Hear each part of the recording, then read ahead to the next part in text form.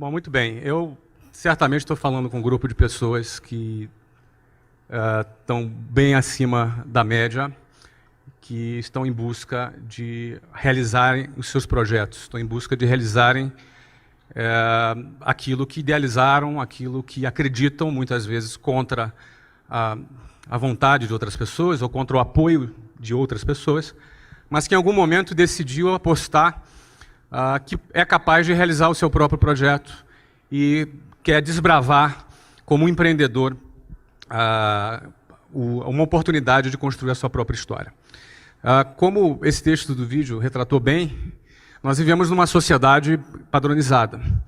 E qualquer iniciativa, qualquer tentativa de sair do padrão, onde grande parte das pessoas são catequizadas a seguirem esse padrão, ela nunca é uma iniciativa que vai ser bem vista ou muitas vezes apoiada por muitas pessoas.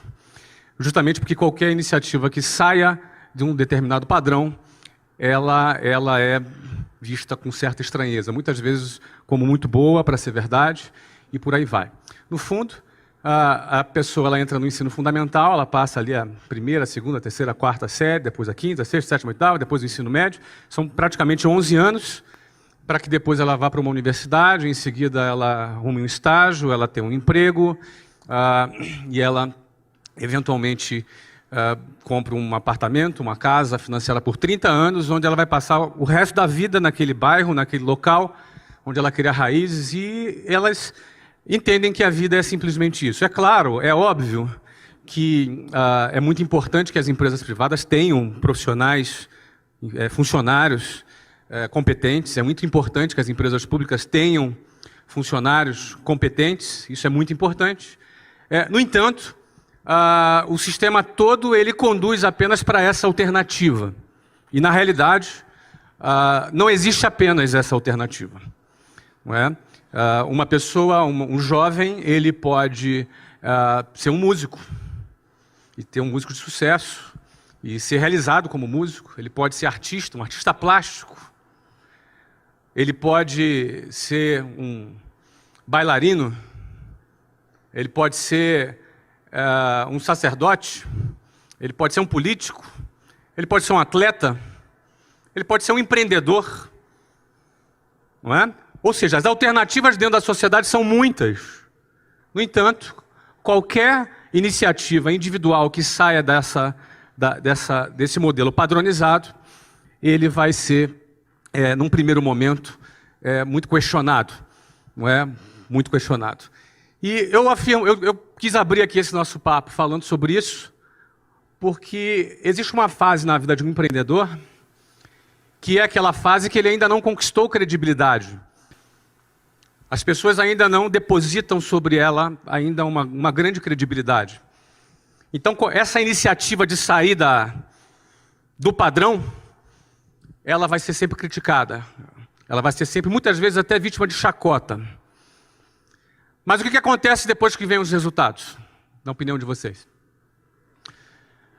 Esse mesmo cara desestruturado, esse mesmo cara, essa mesma pessoa criticada, essa mesma pessoa que foi vítima de bullying, de chacota, essa mesma pessoa recebe os famosos tapinhas nas costas, os parabéns, e aquelas mesmas pessoas que criticaram serão as mesmas pessoas que vão chamar aquele desajustado de visionário, de gênio, o cara.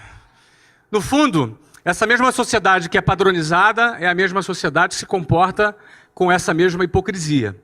Porque, no fundo, as pessoas vão estar sendo valorizadas por aquilo que ela tem, pela quantidade de dígitos que ela representa. No fundo, ela vai ser valorizada pela tag dela, pela etiqueta dela, pelo patrimônio que ela representa. Isso significa a hipocrisia da sociedade que nós vivemos. Porque eu passei grande parte da minha vida morando na periferia do Rio de Janeiro. E era muito comum, na minha rotina, eu gastar 4 horas e meia por dia para ir e voltar para minha casa. Desde a época que eu estudava, longe de casa, desde quando eu comecei a trabalhar numa escola de inglês. Então eu gastava 4 horas e meia por dia com uma sardinha em lata dentro de um transporte público. Seja um ônibus, um trem, eu pegava muito ônibus e trem. Não é? E esse público que frequenta os transportes públicos no Rio de Janeiro é visto com preconceito, gente desqualificada, uma massa sem perspectiva. Não é? No fundo, quando, da mesma maneira que, num determinado momento, para ter um talão de cheque no banco, eu quase que me ajoelhava para pedir para um gerente do banco, quase que pedia, pelo amor de Deus, me dê um talão de cheque, não é? Os mesmos bancos hoje me procuram para me pagar almoço. Antes eu não tinha dinheiro nem para pagar almoço. Não é? Hoje eles me procuram para pagar almoço.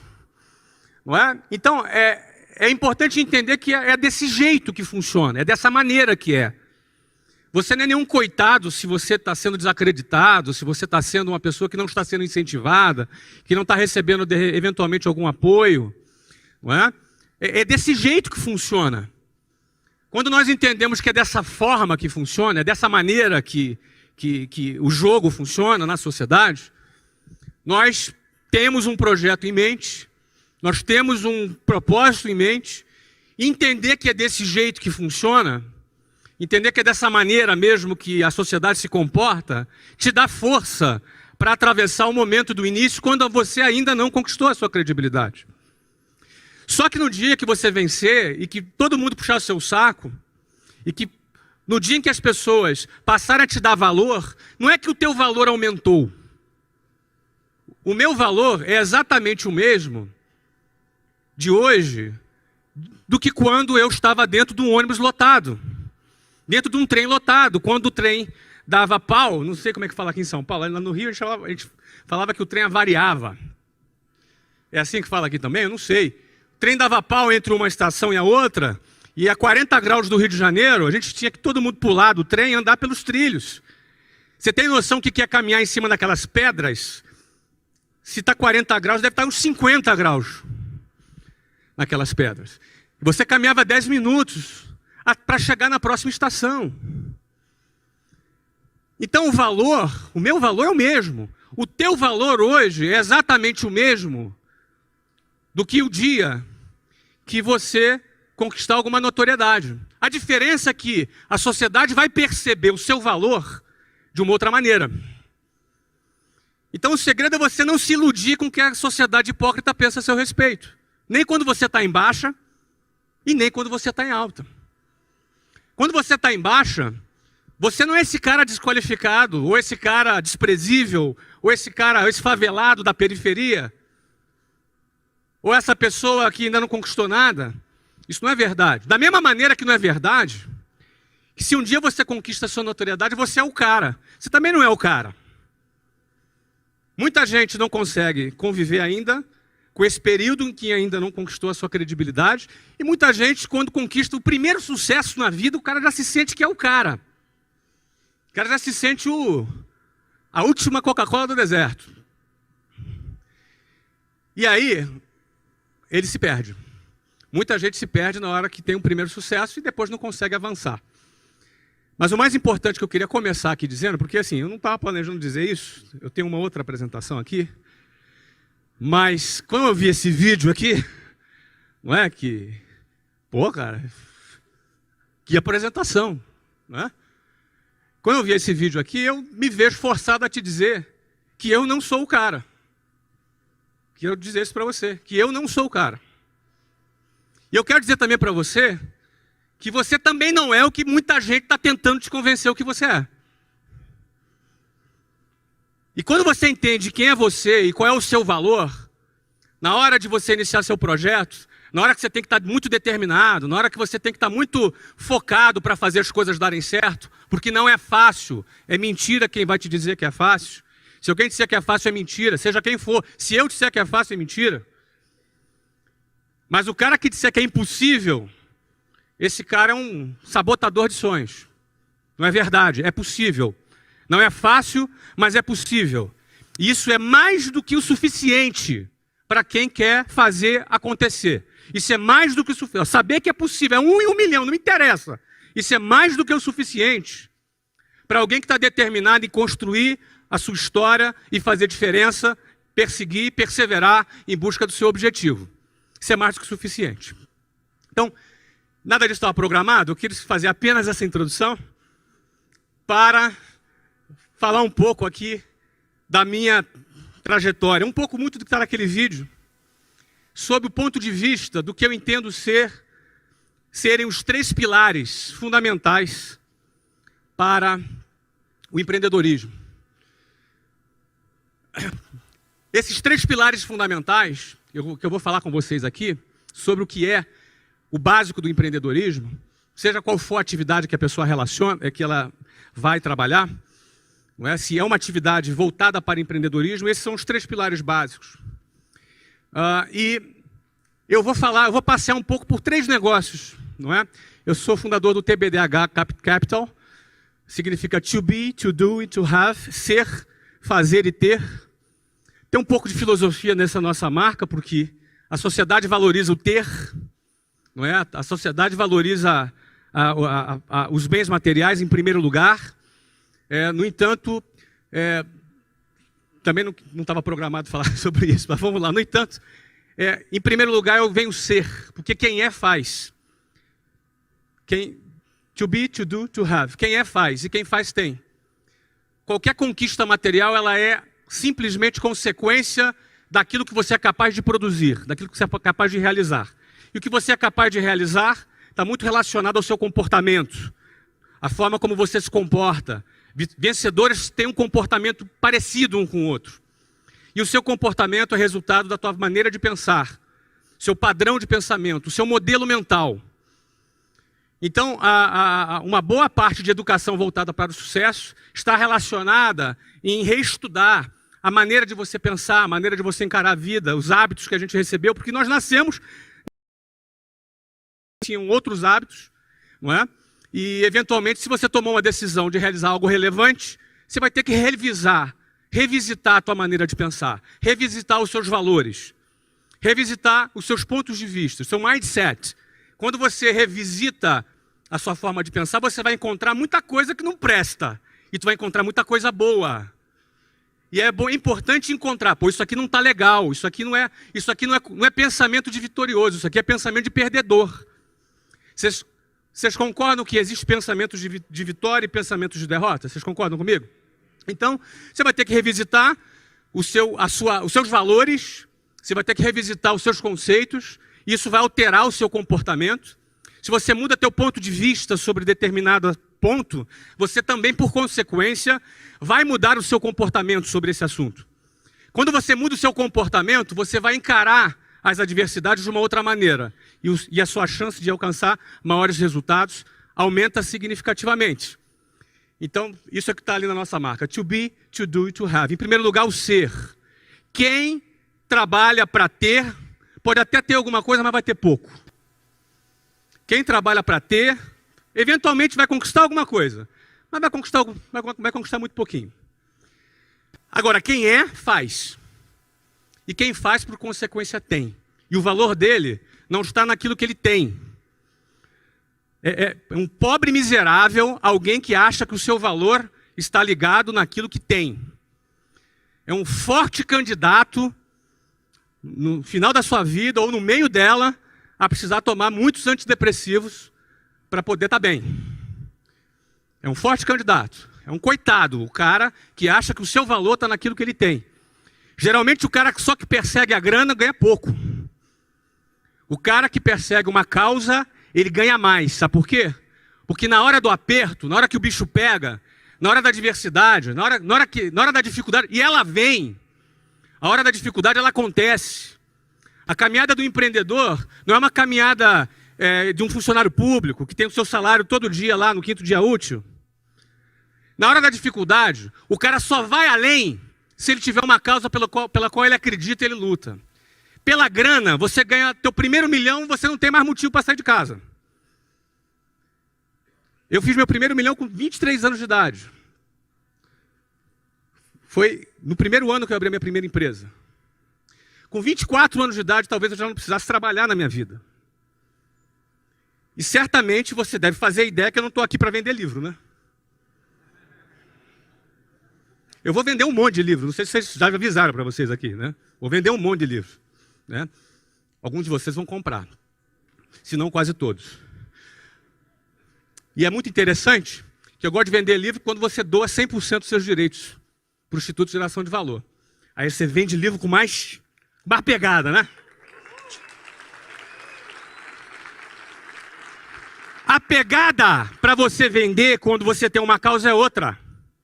A pegada para tu vender quando você está envolvido num propósito é outra. Você não precisa de subterfúgio, você entendeu? Você vende e, cara, aí tá todo mundo batendo palma ainda, porque você vende, ó, bate palma aí, vai lá. Viu? Essa é a diferença quando o teu olho está na grana e quando o teu olho está numa causa. Essa é a diferença. Pouca gente entende isso. Por isso que o Brasil só tem 124 bilionários. Pouca gente entende isso.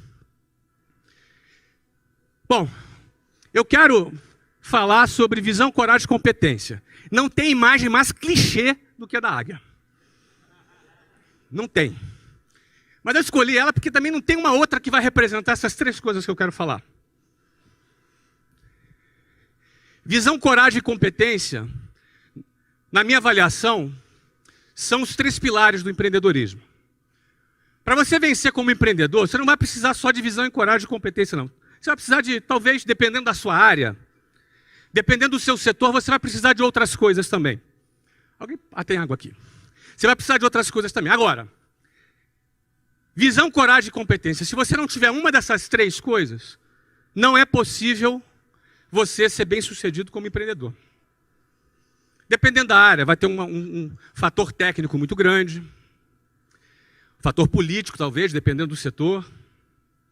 Mas, certamente, visão, coragem e competência são o que eu chamo dos três elementos básicos do empreendedorismo. O que é a visão? Visão é sonhar acordado. Tá? Visão é uma imagem que o seu cérebro cria, que você projeta, onde você está enxergando, você passa a identificar uma oportunidade, você passa a identificar alguma coisa que ninguém percebeu ainda, mas que você enxerga que daqui a pouco vão perceber. E que quando perceberem, não só você percebeu primeiro, quanto você já está na frente. Isso é visão. Visão é enxergar a tendência antes que ela se concretize. É muito comum aquela frase: eu não sou nem otimista e nem pessimista. Eu sou realista. Falei igual carioca agora, né? É muito comum essa frase. Quem já ouviu essa frase aí? Pois é. Os realistas são muito importantes. Não é? São muito importantes para a sociedade. Porque são eles que compram os nossos produtos. Os otimistas, às vezes eles são meio estrambelhados, assim, sabe? Às vezes eles saem muito à frente. Não é ruim ser otimista, não, mas só ser otimista não é suficiente. Bom, o pessimista eu não vou nem comentar. Mas o melhor de tudo é ser visionário. Visionário é quando você se posiciona e você vai questionar. O cara que enxerga é o cara que questiona. O cara que não questiona é o cara que aceita, segue a boiada, simplesmente, segue o fluxo. Ele aceita, ele não questiona, ele copia a matéria mesmo estando num livro. Não se ofenda se você copiava a matéria.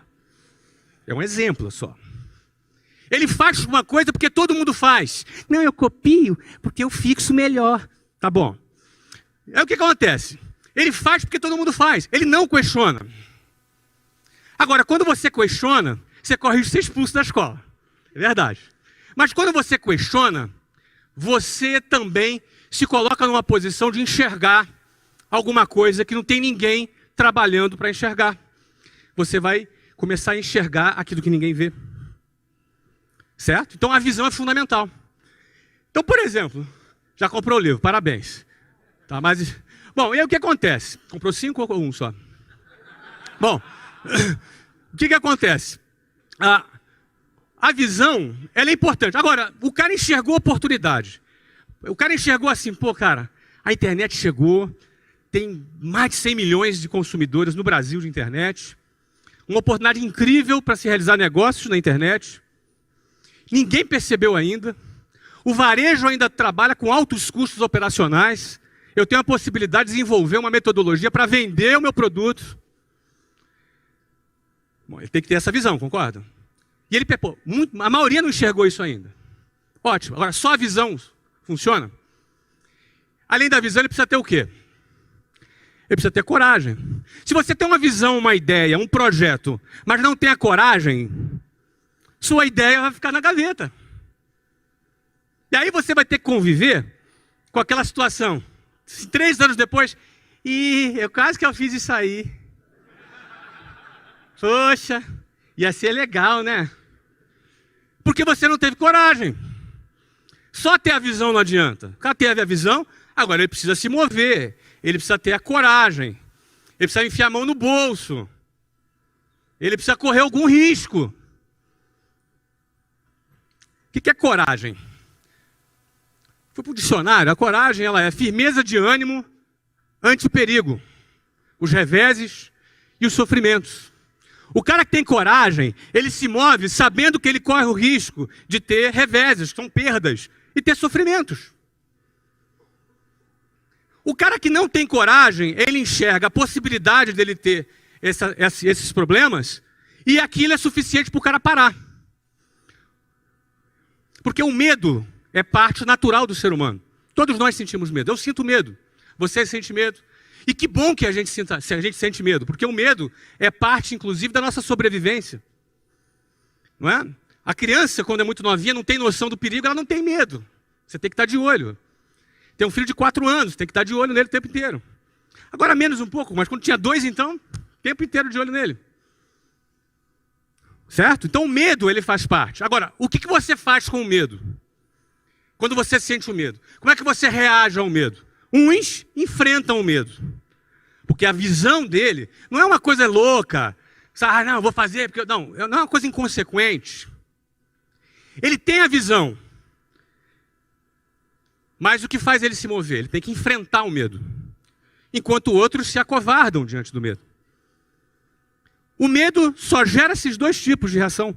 Ou a coragem ou a covardia.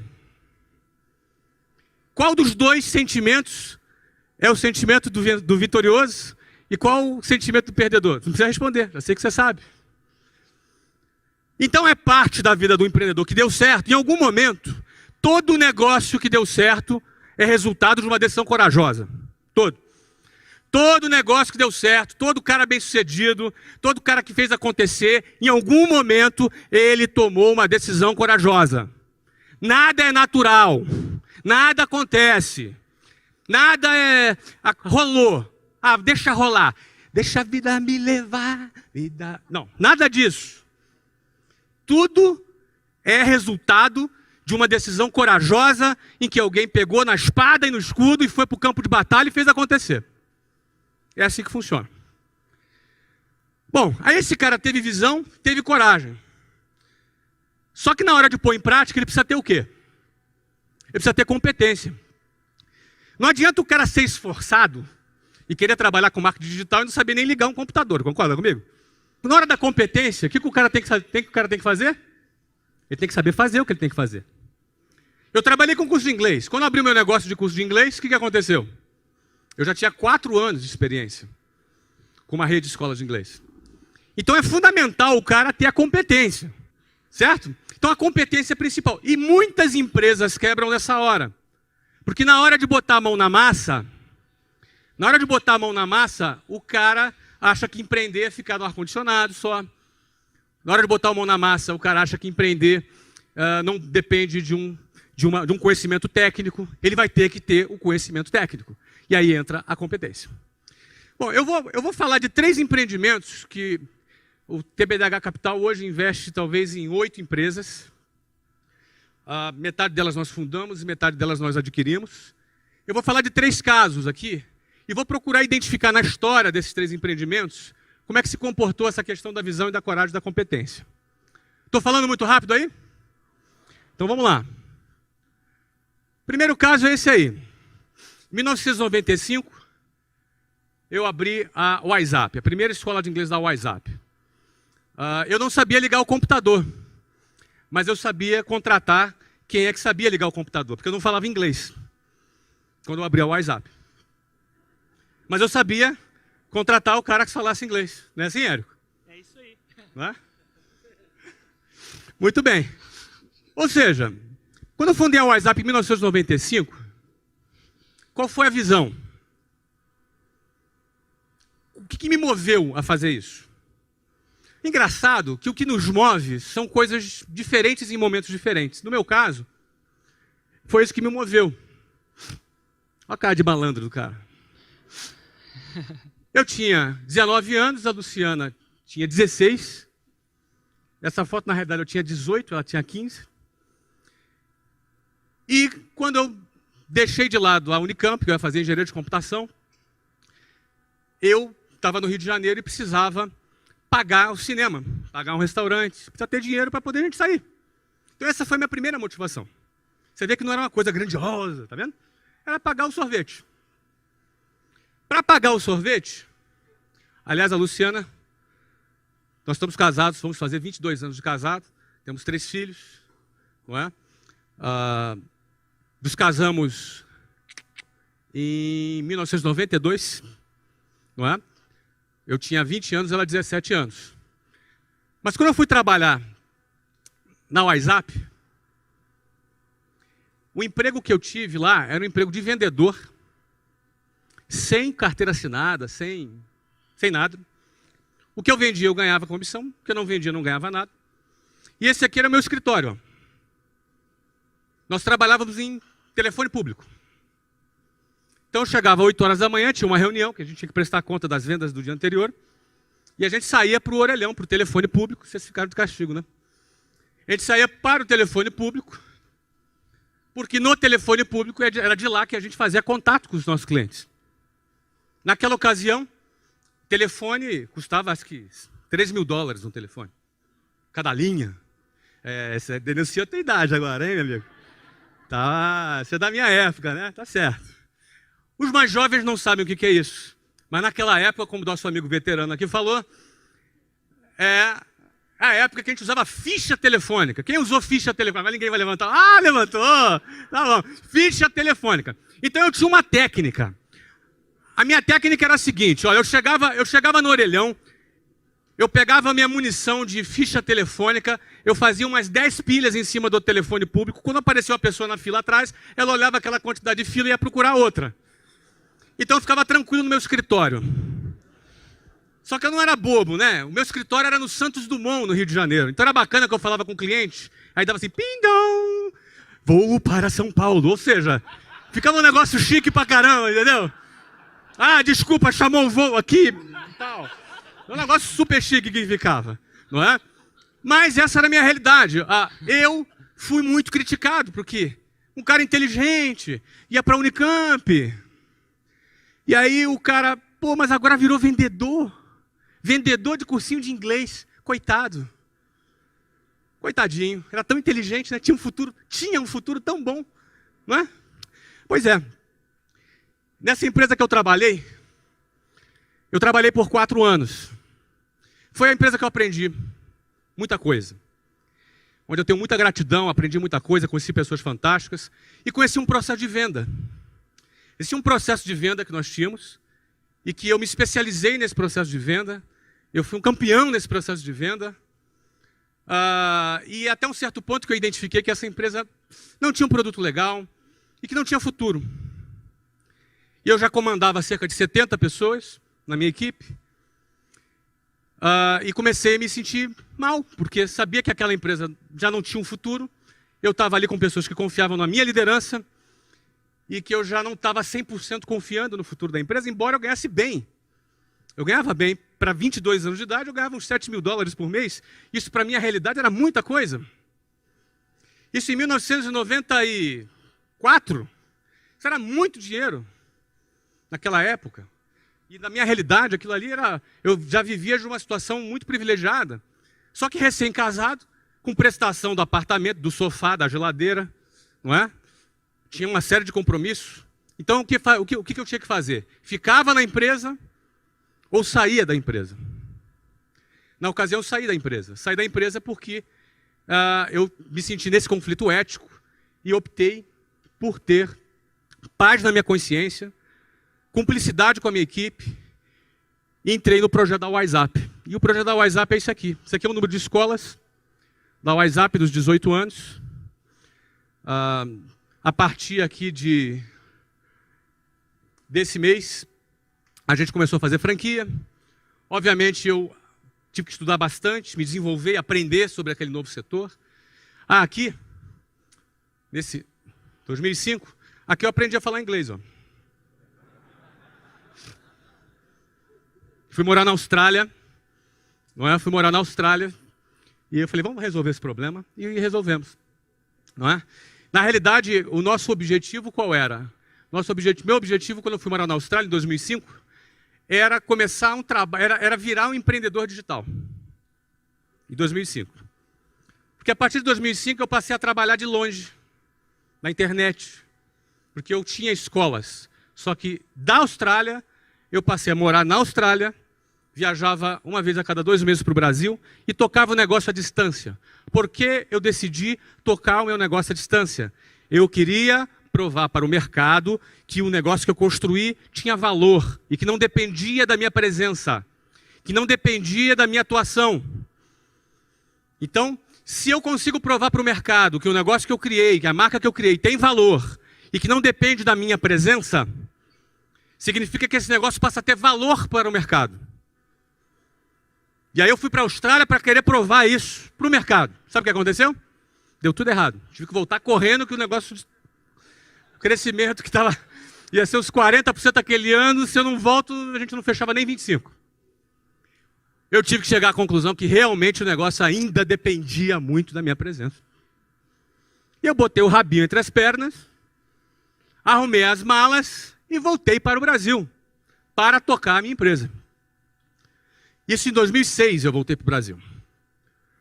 E aí o que acontece? Em 2009, mais maduro, desenvolvi mais know-how, preparei mais a empresa, preparei mais os executivos da empresa.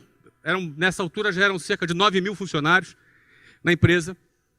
A essa altura, já mais maduro, mais preparado, eu me mudei para os Estados Unidos. Fui morar em Orlando em 2009, com o mesmo objetivo.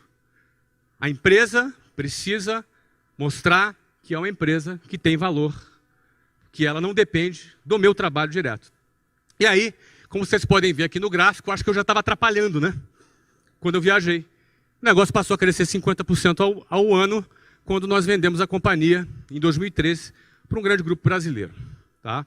Uma das maiores transações do setor de educação, talvez uma das 3 maiores transações do setor de educação da história, que foi feita essa venda em 2013. Não é?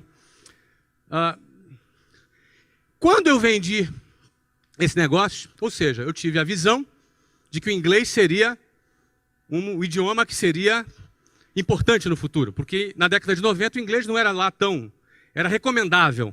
Hoje o inglês se tornou uma coisa importante, super importante. Essa foi a visão. A coragem foi de eu pedir demissão e sair e entrar. E a competência foi a execução desse processo em 18 anos. Morando nos Estados Unidos, em 2009, meu filho, que tinha 9 anos nessa época, começou a jogar futebol. E ele é bom de bola. Aliás, hoje ele joga no Benfica, na base do Benfica, onde ele tem 14 anos. E lá nos Estados Unidos, ele começou a jogar futebol. E começou a se destacar. E aí eu arrumei um emprego. Emprego de motorista de jogador de futebol. Eu viajava todos os fins de semana com o Breno para participar dos torneios espalhados pela Flórida. O que eu comecei a ver lá? Comecei a enxergar lá. Qual foi a minha visão lá? Comecei a enxergar o seguinte. Um monte de criança, um monte de adolescentes, um monte de pais. Num torneio, milhares de crianças jogando futebol. Isso estava fora do meu radar. Estava fora da minha intuição. Minha intuição dizia que eu ia encontrar lá beisebol, basquetebol,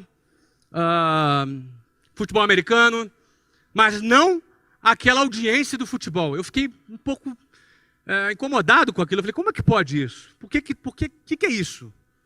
Não é? Aí fui comprar uma pesquisa. A pesquisa que eu comprei mostrou isso aqui. Os Estados Unidos têm 24 milhões de pessoas praticando futebol. Você sabe qual é o esporte mais praticado nos Estados Unidos hoje? Futebol. Tá no teu radar isso? Nem no meu estava. Em 2011, quando eu peguei essa pesquisa, não estava no meu radar. Não estava no radar do mercado. Não estava no radar dos patrocinadores. Não estava no radar da imprensa especializada. Ou seja, você tem um mercado de 300 milhões de habitantes com hábitos de consumo maduros relacionados ao esporte, onde o esporte mais praticado nesse país, que é a maior economia do mundo, é o futebol. E eu não sabia. E eu via que muita gente não sabia. É o segundo esporte preferido do americano até 24 anos de idade. Ou seja, é o segundo esporte. O primeiro é o futebol americano. É o segundo esporte preferido. Ou seja, o futebol até 24 anos de idade está dentro da preferência do americano, acima do beisebol e acima do basquetebol. Primeiro esporte do público latino. São 56 milhões de latinos que vivem nos Estados Unidos. 56 milhões é 5,5 vezes a população de Portugal. Essa é a população de latinos que vivem lá nos Estados Unidos. Tem 21 mil torcedores por jogo. É a quinta maior média no mundo. Perde para a Alemanha, Inglaterra, Espanha e México. Imagina. Você sabe qual é a média do Campeonato Brasileiro? A média do Campeonato Brasileiro são 12 mil torcedores por jogo. Média. A média do Campeonato Paulista são 5 mil torcedores por jogo. A média do Campeonato Carioca são 2.300 torcedores por jogo. A média da MLS, da Liga Profissional, são 21 mil torcedores por jogo. Isso está dentro do seu radar? Não estava no meu. Quando eu me dei conta dessa situação, qual foi a visão?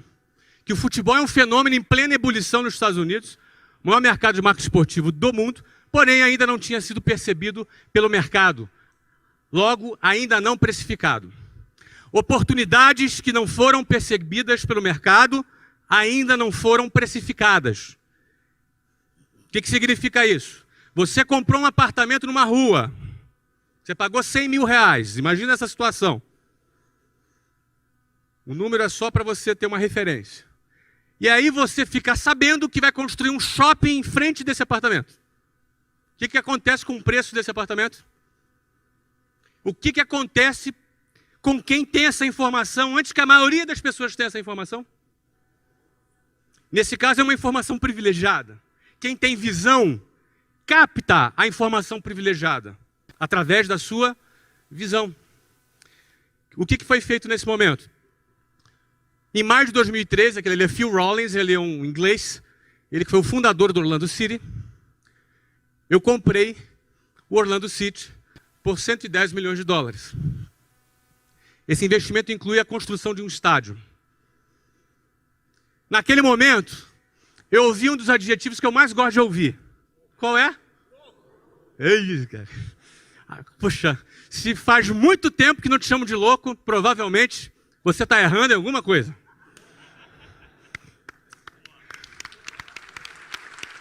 Obrigado. E aí assim, beleza. Pô, legal, tive a visão. Pô, bacana, o cara tem a visão. Pô, vai crescer. Pô, legal. Tá, mas e aí? Botar a mão no bolso, pegar 110 pau e meter ali, e aí? Tem que ter o quê? Coragem. Essa era a segunda parte. Tinha que ter coragem. Não é? Então, vamos lá. Vamos lá. Vamos apostar no projeto. E nós fizemos a aquisição lá do clube. Em agosto de 2012, foi em maio.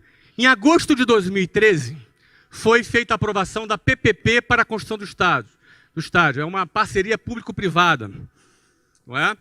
A minha compra do Orlando City estava condicionada à aprovação da construção do estádio, no qual eu investiria um dinheiro importante, mas a indústria do turismo dos Estados Unidos teria que financiar outra parte do estádio. Porque nós vamos levar turismo para Orlando, turismo para os parques, para os hotéis. Ou seja, começou a maratona de convencimento com os diretores dos parques, dos hotéis, de toda a indústria de turismo relacionada, que tem um órgão que eu não me lembro o nome, que ele teria que recomendar a construção do estádio para o prefeito da cidade e o prefeito do condado, que iria numa votação popular, iria aprovar ou não se a cidade ia fazer esse investimento. Ou seja, eu ia bancar mais de metade do preço do estádio. A indústria do turismo, que seria beneficiada pelo projeto, além da geração de empregos, ia bancar a outra metade do estádio com dinheiro. Sabe aquele dinheiro que você paga no hotel, aquele FII, quando você paga na diária? É esse dinheiro. Não é dinheiro de imposto, de contribuinte, é dinheiro do turista, que é destinado à construção de arenas. Não é? E em agosto de 2013, houve a aprovação da construção do nosso estádio. Um estádio de orçamento de 110 milhões de dólares, curiosamente o mesmo valor, não é? Ou seja, o investimento total do Orlando City é de 220 milhões de dólares, entre estádio e clube. Não é? O meu investimento na compra do clube e na parcela de investimento do estádio foi desses 110. Houve aprovação, ou seja, check. Significa dizer que a primeira condição para que valesse o contrato, que você assina um MOU, não sei se vocês estão familiarizados, é uma carta de intenção. Não é? Eu assinei a compra, condicionada à aprovação do estádio e a nossa entrada na MLS. Ok? Em novembro de 2013, essa foto, eu com cara de maluco, é ótimo. Mas essa foto retrata um pouco o que significou aquele momento. Não é? Aqui é o governador da Flórida, prefeito de Orlando, politicaiada toda ali para aparecer na foto, eles gostam de fotos. Não é? Ali o commissioner da MLS, que é tipo... A MLS é a principal liga americana, e ali Phil Rawlings, o fundador. Nós ali fomos nomeados, com milhares de torcedores ali presentes, a nova equipe que participa da elite do futebol dos Estados Unidos e do Canadá, que é a Major League Soccer, a MLS. Okay? Então, nesse dia, foram cumpridas todas as condições. Construção do estádio e a nossa entrada na MLS. Em fevereiro de 2014, tivemos uma nova aprovação. Isso aqui é no condado, a aprovação do upgrade do estádio. Ou seja, nosso estádio, estádio de alto nível, campeão, super moderno, não vai atrasar e não tem superfaturamento.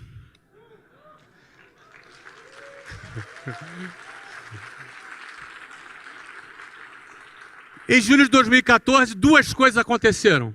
Primeira, contratamos o Kaká, assinamos com o Kaká. Eu já trabalhava com o Kaká, já uns 2 anos na empresa que eu trabalhava. Não é? Ele já estava conversando já há um tempo. Nós assinamos, anunciamos publicamente a contratação do Kaká. Quem é tricolor aqui? São Paulino? Então, emprestamos o Kaká para o São Paulo, que está na Libertadores, não é? É isso aí. Parabéns aos São Paulinos presentes. Kaká está cumprindo, acho que agora o último jogo dele é domingo, né? É isso aí. Bom, julho agora, então em julho na Copa, anunciamos o Kaká. E no anúncio do Kaká, olha aí, pasmem, quase 12 mil americanos na rua gritando Kaká. Está dentro do seu radar isso? Quase 12 mil americanos nas ruas. O Kaká é o atleta mais seguido nas redes sociais da América hoje. Mais que Michael Jordan, mais que LeBron James, enfim, mais que esses grandes nomes do esporte. Kaká tem um potencial de ser uma das maiores celebridades dos Estados Unidos nos próximos 3 anos. Então ele é um cara de visão. Muita gente chamou ele de louco, o que é bom sinal. O que é bom sinal. Muito bem. Setembro de 2014, o que acontece? Nosso contrato de direito de transmissão, se vocês entenderem, futebol é direito de transmissão. A principal receita de clube de futebol é direito de transmissão de TV. Tá? Há 4 anos atrás, a MLS pagava para a MLS passar os seus jogos. Há 4 anos atrás, foi fechado um contrato de 68 milhões de dólares. Pouco, porém, melhor do que pagar. Não é? Esse contrato vence agora, em 31 de dezembro de 2014. Já foi renovado. O próximo contrato, cuja vigência começa agora em 2015, já foi assinado no valor de 1,1 bilhão de dólares. Isso depois do que a gente já tinha entrado, né? Entramos na hora certa ou não? Hoje o valor do clube foi avaliado por um private equity americano. É de 325 milhões de dólares, sem a gente ter chutado a bola ainda, porque a gente estreia em março de 2015. Tá?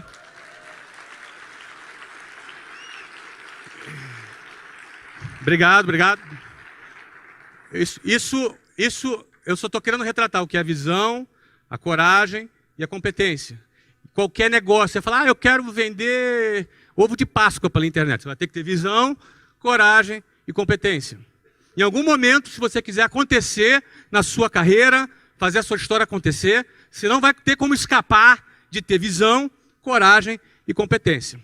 Para finalizar aqui, essa é uma startup que foi inaugurada há quase 5 meses. Tem algum aluno do meu sucesso aqui, só para eu saber? Tem, olha aí. Pois é, já passaram mais de 30 mil alunos já nessa startup, em 5 meses que ela foi fundada. Como é que é isso? Não é? Vamos lá.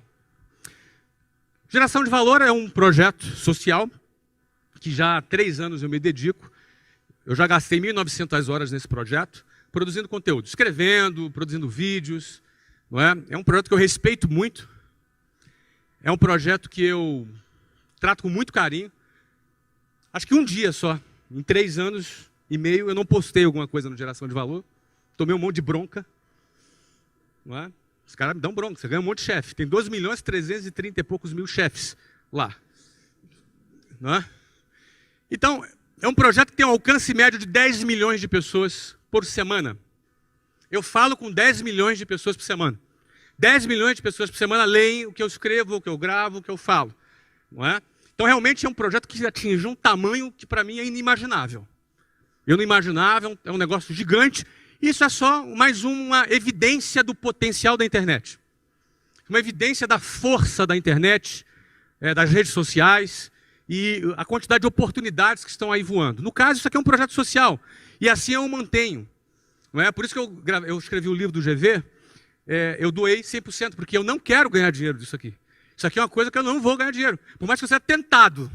Né? Não vou ganhar dinheiro nisso, não quero. Agora, é óbvio, o resultado do sucesso de Geração de Valor, de certa forma, validou uma série de coisas a meu respeito. E de uma maneira, mesmo que eu não estivesse esperando, eu não sei, esse período foi um dos períodos que eu mais ganhei dinheiro. Por isso que eu falo. Não é? Geralmente o cara que trabalha para ganhar dinheiro, geralmente se ganhar, vai ganhar pouco. E se o cara trabalha por uma causa, ele vai chegar mais longe. Trabalhar por uma causa, trabalhando por uma causa, você vai chegar mais longe. Tá? Então, Geração de Valor é uma causa que eu abracei. Tendo contato com essa turma aí, e eu vi aqui que vários aqui são seguidores da página, tendo contato com essa turma, eu comecei a detectar algumas questões que entrou a minha visão. Não é? Primeiro, as pessoas ficavam motivadas com o que eu falava, mas muitas não sabiam o que fazer. Então, talvez 1 ou 2% das pessoas conseguiam pegar o limão que eu distribuía e fazer uma limonada com aquele limão. Talvez 30%, 40% pegava aquele limão, ficava com aquele limão na mão e falava assim, e agora? O que eu faço? Não é? Num primeiro momento eu fiquei um pouco frustrado. Falei, pô, será que o que eu estou fazendo vale a pena? Será que eu estou perdendo tempo? Mas rapidinho eu já cheguei à conclusão que se uma única pessoa for inspirada, se uma única pessoa for encorajada, já é suficiente para valer a pena 1h30 que eu dedico voluntariamente para esse projeto todos os dias. Então já me resolvi. Tá, mas e o que fazer com aqueles outros 30% e 40% de pessoas que depositam a sua confiança na minha liderança, de alguma maneira, num conteúdo que eu produzo? O que fazer? Bom, para resolver esse problema, a gente tem que criar uma empresa, é uma coisa profissional, que vai realizar um trabalho profissional para atender essas pessoas. Então, o sistema de ensino formal é ineficiente. Essa é a visão. E com essa visão, o que nós vamos fazer? Nós vamos criar. Nós criamos uma plataforma que ajuda a pessoa a empreender. Como é que nós trabalhamos isso? Nós entendemos que os melhores professores para ensinar alguém a empreender é um empreendedor. Alguém que deu certo. Não adianta você ir para uma escola de negócios e ouvir um professor falando teoria. Isso vai te ajudar um pouquinho, porque aquela teoria também é importante. Mas ela não é suficiente. Então, o melhor exemplo e a melhor influência para quem quer empreender é ser influenciado e ensinado por quem empreendeu e deu certo. Esse cara tem autoridade para falar. Esse cara tem legitimidade para falar de sucesso. Ele não fala de sucesso como quem leu num livro. Ele não fala de realizar um projeto como quem escutou alguém falar. Ele viveu. Logo, ele tem legitimidade para falar sobre aquele assunto. A base metodológica do meusucesso.com é assim. nós pegamos empreendedores de sucesso, grandes empreendedores. Por enquanto, já fizemos 4 estudos de caso. O primeiro foi o meu, fui o cobaia. Não é? Primeiro foi o meu, depois foi o Ari Kozer, que foi o fundador da churrascaria Fogo do Chão. Foi vendida por 800 milhões de reais. O terceiro foi o Geraldo Rufino. O cara foi catador de lixo e tem uma empresa que fatura hoje 50 milhões por ano. É a JR Diesel. Um cara simpaticíssimo.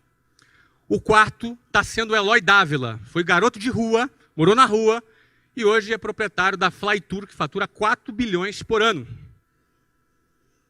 Tá? O próximo vou contar aqui, é segredo. Pode contar, Sandro? Não, o Sandro não vai deixar eu contar, não. Posso? Tá, o Sandro deixou eu contar. O Sandro é o CEO. Balança a mão. Quem conhece o Sandro aí? Olha aí. Olha o Sandro ali atrás. O próximo vai ser o... É Shiba, né? Robson Shiba é o fundador da China Box. Não é? Nós vamos contar a história dessa rede que vale bilhões já também. Não é? O que a gente faz? A gente produz um documentário sobre a vida do cara. Então, o que nos interessa? Qual é o padrão mental daquele cara? Como é que ele pensa? Onde ele nasceu? Como é que a mãe dele tratava ele? Como é que era o esquema? Como é que a irmã pensa? O que o vizinho pensa? A gente vai fazer um documentário em formato cinematográfico da vida do cara. A gente vai fazer um documentário sobre a vida dele. E a gente produz aí, acho que, 2 horas, é quase um longa-metragem, não é? De documentário sobre a vida do cara. Depois de produzir o documentário da vida dele, a gente leva ele para o estúdio, onde o Sandro vai entrevistá-lo num talk show. Nesse talk show a gente vai virar o cara do avesso. A gente vai arrancar... O cara não vai escapar das nossas perguntas, entendeu? Não vai escapar. A gente vai perguntar tudo para o cara. Tudo aquilo que ele não responderia, ele não tem escapatória. Porque a gente quer saber qual é o padrão mental desse cara que saiu do zero e construiu um negócio bilionário. No meio dessa conversa, nós vamos identificar dificuldades que ele teve, inovações que ele criou. E aí o que nós vamos fazer?